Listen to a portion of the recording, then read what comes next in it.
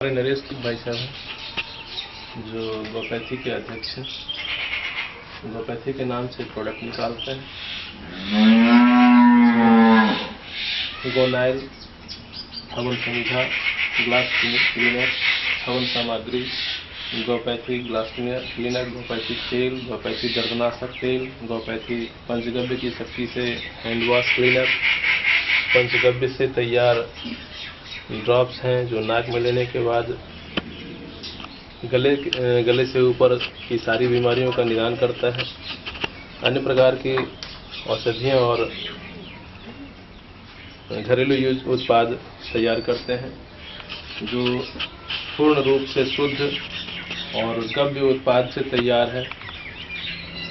इनका उद्देश्य है एक बहुत बड़ी इंडस्ट्री खड़ा करने की नहीं, बल्कि ग्रामीण परिवेश में जीने वाले, कस्बों में जीने वाले एक छोटे छोटे किसान को रोजगार देना, जो रोजगार की तलाश में गांव छोड़ करके महानगरों में आकर के अपने जीवन को आहूत कर देते हैं और खाली हाथ वापस बीमारी लेकर के अपने गांव पहुंचते हैं। उन भाइयों के जीवन से रूबरू होकर अपने आप को व्यथित महसूस करते हैं और उन भाइयों को एक गौवंश की पालन की प्रेरणा देते हैं। और इनका दावा है, एक गाय पाल करके तुम अपने जीवन यापन के लिए उपलब्ध कर सकते हो, अपनी उपलब्ध कर सकते हो इतनी आर्थिक व्यवस्था जो तुम्हारे जीवन यापन के लिए उपयुक्त हो सकता है।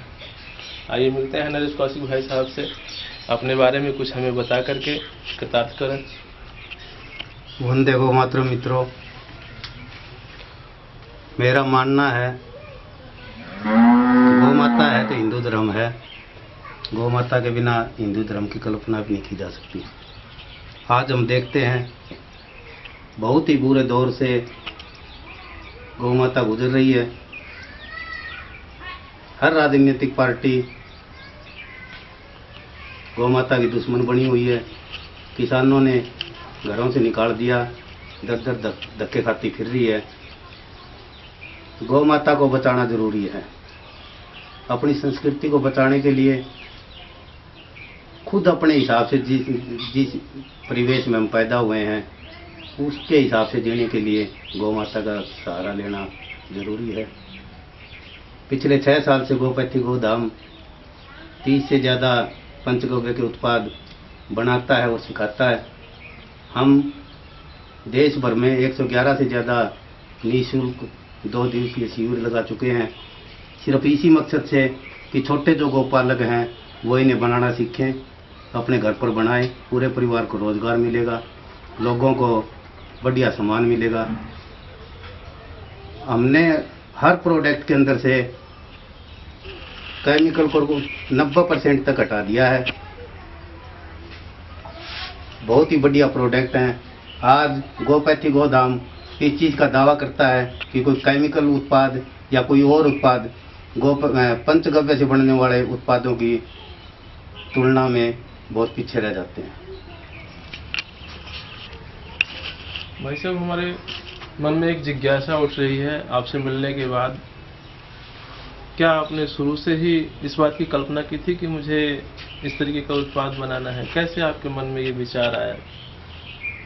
मैं एक किसान परिवार से जुड़ा हुआ हूँ। बचपन से ही मैं देखता था मेरे घर के अंदर 3-4 गौ माता होती थी। परिवार बढ़ते गए, धीरे धीरे जब घर छोटे हुए तो उसमें देखा कि गौ माता के लिए कोई जगह नहीं है। और मैं पिछले 10-15 साल से देख रहा था कि हमारे घर में, खुद के उस घर में गाय नहीं है, जो कि पीछे सदियों से उस घर में ये परंपरा चली आ रही थी। मैं उससे आहत हुआ। मैं केमिकल लाइन में काम करता था और लोगों को जागरूक करने के लिए, अपने परिवार को समझाने के लिए मैं अपनी उस लाइन को छोड़ करके गौ माता के साथ खड़ा हो गया और इसी गौ माता को बचाने के लिए मैं अपना यह अभियान चलाता हूँ। तो क्या इरादा है आगे? इसकी बहुत बड़ी इंडस्ट्री खड़ा करने की है? पहले दिन से मेरी एक इच्छा रही है कि हर गौपालक, हर गौशाला के अंदर गोपैथी पंचगव्य के उत्पाद बने और वो पूरे देश में की हर दुकान के ऊपर उपलब्ध हों। और इसी में मैं लगा हुआ हूँ। आज काफ़ी गौशालाएँ, काफ़ी गौपालक हमारे साथ जुड़े हुए हैं और गोपैथी के जो जिनके घरों में गौ माता नहीं है, 7,000 से ज़्यादा सदस्य हैं जो इस अभियान को आगे लेकर लगातार चल रहे हैं। जैसा कि आपने बताया है कि आपके साथ कई सारे गौपालक जुड़े हुए हैं और कई किसान भाइयों को आपने रोजगार मुहैया करवाया है, तो इससे आगे क्या प्लानिंग है, क्या देश को देना चाहते हैं आप?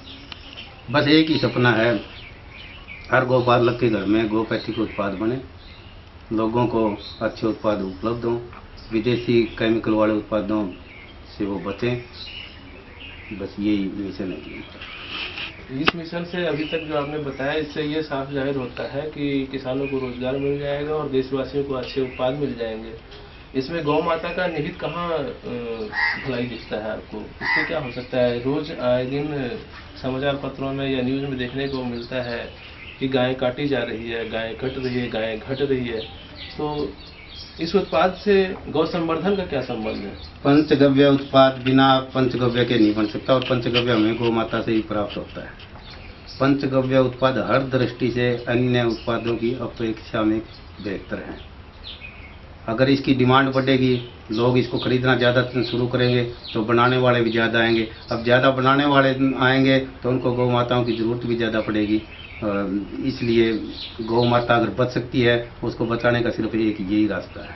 तो आपके कहने का तात्पर्य ये बनता है कि जो लोग बूढ़ी गायों को छोड़ देते हैं, दूध नहीं देने वाली गायों को छोड़ देते हैं, तो आपके कहने का तात्पर्य ये बनता है कि उसके गोबर और गौमूत्र से इतने तरह के उत्पाद बनाए जा सकते हैं और इतने अर्थव्यवस्था का मतलब कमाई किया जा सकता है, आर्थिक उपलब्धि इससे प्राप्त की जा सकती है कि वो किसान उस बूढ़ी गायों को भी छोड़ना पसंद नहीं करेंगे।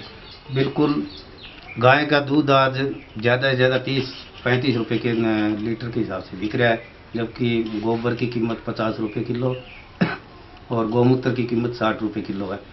ज़रूरी नहीं है कि हम सिर्फ दूध देने वाले गाय को बांधें, हम बाहर जो भटक रही है, जो दूध नहीं देती है, उस गाय को भी अपने घर के अंदर हम बांधते हैं तो उससे हमें काफ़ी मुनाफा हो सकता है। तो बड़ी खुशी है भाई साहब आपसे मिलकर के। आपने रोजगार के लिए भटकते हुए किसानों को, बेरोजगारों को ये सुझाव दिया है कि आपको अगर कोई रोजगार नहीं मिलता है तो आप बूढ़ी गाय जो रोड पे भटक रही है, बेसहारा है, जो पॉलिथीन खाने पे मजबूर है, ऐसी गायों को भी आप बांध करके रोजगार कर सकते हो, 2 पैसा अपने जीवन यापन के लिए कमा सकते हो और साथ ही साथ देश में जो केमिकल से और दूषित खाद्य पदार्थों से, दूषित ऑर्गेनिक पदार्थों न मिलने के कारण रोग ग्रस्त हो रहे हैं। यहाँ तक कि देश में डॉक्टर लोग, ऑन्कोलॉजिस्ट से कई डॉक्टरों से मेरी बात होती है, वो कहते हैं कैंसर तो एक आम बीमारी आज हो चुकी है जो बुखार की तरह हर घर में उपलब्ध है। तो मैं समझता हूँ आपकी इस सुझाव से देश को एक अच्छा स्वास्थ्य भी मिलेगा और बेरोजगारों को रोजगार भी मिलेगा। बिल्कुल।